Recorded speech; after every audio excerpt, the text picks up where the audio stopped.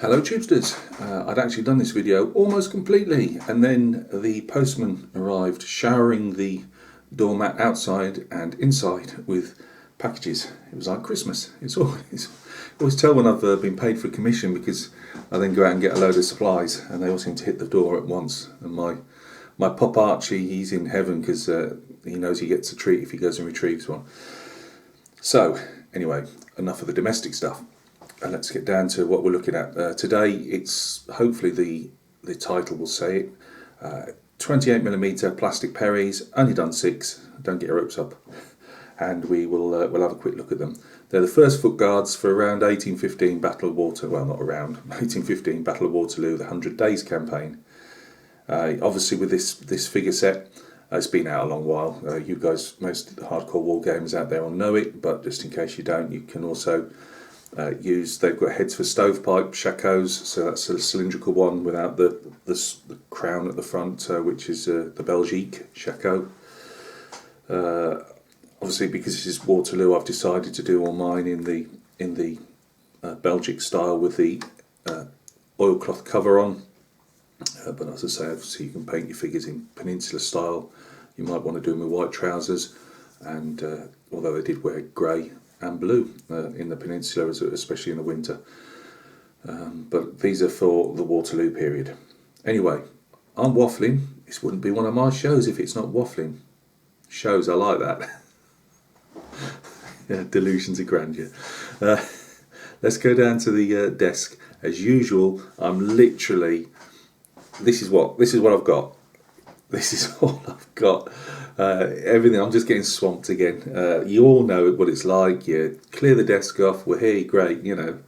And within 2 weeks, a week, you're back to square one again. So I do apologise if everything's a bit constrained. So join me at the bench and we'll have a look at these. Now I know what you're saying. Gav, you just said you've got a constrained workbench. I think that's the word for it.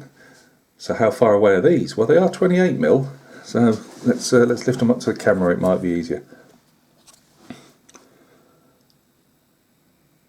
I've tried to, because they're plastic. Obviously, you don't always get all the moulding that you maybe like. So let's actually get some pink pointy stick. No, have we got a pink pointy stick? We haven't. So let's use this grubby one here.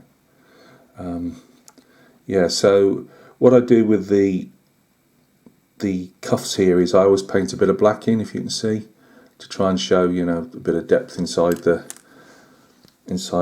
cuff. You could put a white ring round for a shirt. You could even, if you're really going that far into, you know, do a slight bit of drill out there, but hey, let's not go that far. We've got a lot of shadow on here, and I don't know why. Let me just see if we can get a bit closer. The trousers are painted with the normal, what I would call my normal grey for this type of work. London grey, medium sea grey, light grey, and then I wash them over with German field grey, and it's got a greeny look to it, and it will hopefully give your trousers a very slight greeny look. You might be able to see it in places. Now you can call that grime from, you know, a few weeks on the road. You can call it a mess. It will knock your, depending how thick you put it on. Obviously you don't want to put it on really thick, because you will just turn your trousers into green grey. But make it into a wash, and I haven't got anything that I can actually show you. So you're looking at a really watered down paint. So when you put it on the back of your thumbnail, you should be able to see your nail through it. Not a glaze, so we're not looking at tinted water. Use one figure. If you put it on too thick, have a nice, quite loaded, and I haven't got anything here again, but quite a fat-bellied paintbrush that's quite wet, and then just wipe it off. It will wipe off, but remember, this is paint if you're doing a wash, and it will stick on fairly quick, so, you know, work fast. But it will give you that slightly grimy look. Put a seam line down the trousers. Sometimes I do, sometimes I don't. That one's a bit big and it'll have to be reduced. I've painted on a royal cipher. Yes, that is supposed to be a royal cipher, and it more or less does when you're about 30 feet away. it's not supposed to be looking like brass. It's not brass effect. It is just literally the chap's proud of his unit and he's painted it on his cartridge box. So yeah, that's our guy there. Done some white squiggles for the company writing. Sometimes it'll say C Company. It might give you the regiment or the battalion or whatever, and it usually have the white arrow. It's all a bit vague there, and I've intentionally kept it vague, just to try and make it that small is a bit hard. So you either leave it off and just have a blue canteen, but they nearly always were, written on. Yeah, just put some squiggles. When it's down here, it's just going to look like a canteen that's been had, obviously it's company devices put on. I've got a Royal Cipher painted on the back of his here with a blue background. Obviously it's been intersected with the white strapping. I'll put some worn out leather. Now these guys, they could have come straight over from mainland UK, probably not beat up as that on the cartridge boxes and that, but I just a bit artistic really, just to make them look that, just to try and bring them up one notch than just some standard plastic soldiers type of thing really. A bit of shadow on the jawline, used vermilion, watered down a lot. You can't see it a lot on this guy, but put that on the cheekbones, and yeah, that's that. And we have got one there. Again, the guy's painted the Royal Crown at the top. Painting the cipher's blooming hard because it's a circle, almost within a circle, and then with the tongue of it's like the Royal Ciphers. It's almost like a belt that goes at belt shape, and that little tongue piece hangs out over the top. And it's at this scale, for me anyway, it's the right paint to do. So it is just vague. It's not supposed to be. It's not supposed to be, an exact copy. Just put some soft tone on the brasswork there, just to calm it down a bit, so it's not too sparkly. The reds are more orange than they look in there. When I've got the final unit based, I will obviously have some photographs, and hopefully you'll see it's a bit more orangey than it looks. Tried, as I said on the last video, to mix up the poses as much as I could get out of them as possible, because even a head turned up, down, sideways, one way or the other, an arm that, it's not like the sculptor would have done it on a metal figure, say, but just slightly at an angle, just doing something very slightly different. It's surprising how you can make a plastic unit. It gives you a heck of a lot more variety sometimes, I think, than a metal one.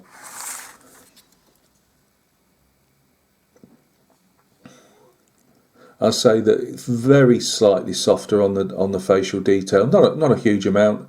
That's probably a bit cheap saying that really. The ears are a bit soft, but again, if you put some different, like I say, I've done the jawline there with some greys mixed in with the original flesh tones to make a bit of a shadow on his jawline, and put some again vermilion in. And you could even go more than that if you wanted to, with some purples and that, but these are just going to be sold on, so it's how much I put into them really. I don't normally put the seams down the trousers unless they're stamped into them, and I've made a bit of they're not particularly great, so the next 6 hopefully a bit better, and I might try and make these guys look slightly better with the seam lines down the trousers.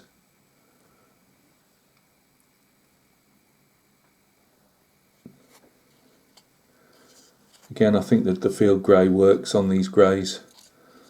Just tones them down slightly. The straps I've done in cold white, so they're like sky grey with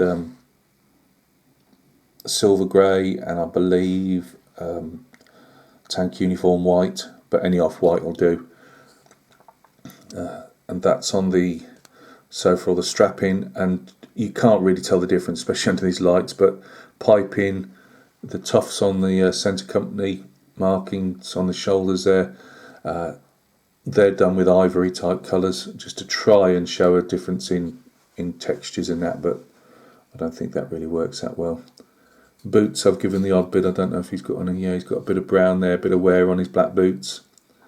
Again, by the time you've got tufts and grass all around there, you probably won't see them, but it's just to say it's done. And I've not put the raw cipher on them all. I've literally, again, you can say, you can say a unit's either done that as a whole. Sometimes individual companies might have a company commander who wants that all done. Maybe it's just down to individuals. Again, it just breaks up. A unit. It just lifts them up slightly from the average, I suppose, really. So that's those guys done. There's no point. I've got 6 that are now about to have the flesh done on them and a bit more work on the whites. But that's those. But just to show that, as I say, I'll be selling these on at some point. I bought myself these were on a used. They were selling the cellophane. You'll all recognise this one. It's been out a while. That's as far as I can get it on the with the space I've got. 42 figures it says. I've had a look inside them again. I will do an unboxing. I know I'm years behind and there's a load out there, but this is my channel and I like to do things my way. You can get a real mix, as you can see there. Probably, can you? No, they're not showing it, but on the painted examples I've seen, you've got the different caps and things that you can put on them, but these guys, I was surprised, you don't have to stick the arms on. They're nearly all solid figures, and I believe you have to cut the heads off if you want to change heads. They've already got the heads all moulded on. They've got the grey coats interspersed amongst them. Some people like that, some people don't. Personally, I don't mind. I would imagine that Perry's have done it, 1, to be a bit authentic, but 2, it speeds up for people that are throwing large units together. It speeds up the painting process. They're nearly all put together. You've only got to stick backpacks on them, I believe. I've only just literally opened the box and put it back together again. But yeah, that'll be done at some stage, or at least they're going into the figure stash. I've also bought 3 lots of AB units, so the little 18 mils that I'll be painting and selling on those as well. It's all to see me through the winter time. Although the way I paint, I can only do one unit probably in a month anyway. So, but anyway, so you'll be seeing lots of those. I did look at the metal again. I've had this thing in my head. Metal, plastics. The thing is, for me with these, they're being sold. They're not going to be. I'm not collecting them. I prefer to paint figures, sell them on in war games. I don't war game now. I'm not saying I never will do, but at the moment I haven't done for a few years, and whether I do so in the future, I don't know. I do prefer to. I get the enjoyment out. It's not so much just a mercenary thing of trying to earn some money. I love painting the different units, but my own personal tastes now run to painting display figures. So it's just as easy to paint, say, this guy here in 54mm or 75mm or a bust, and he goes in my my little gallery, and I still get the enjoyment of painting the 28s, the 18s, whatever they are, and then selling them on or doing them as a commission, and then obviously trying a different unit out. So guys, thanks a lot for stopping by and taking a look. I've got a load of stuff's hit the mat, and I'll be showing a couple of pieces off to do with the modelling side of it in the next week or 2.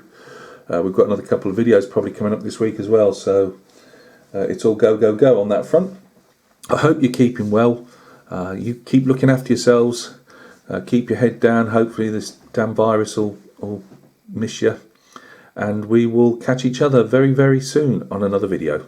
Look after yourselves, guys.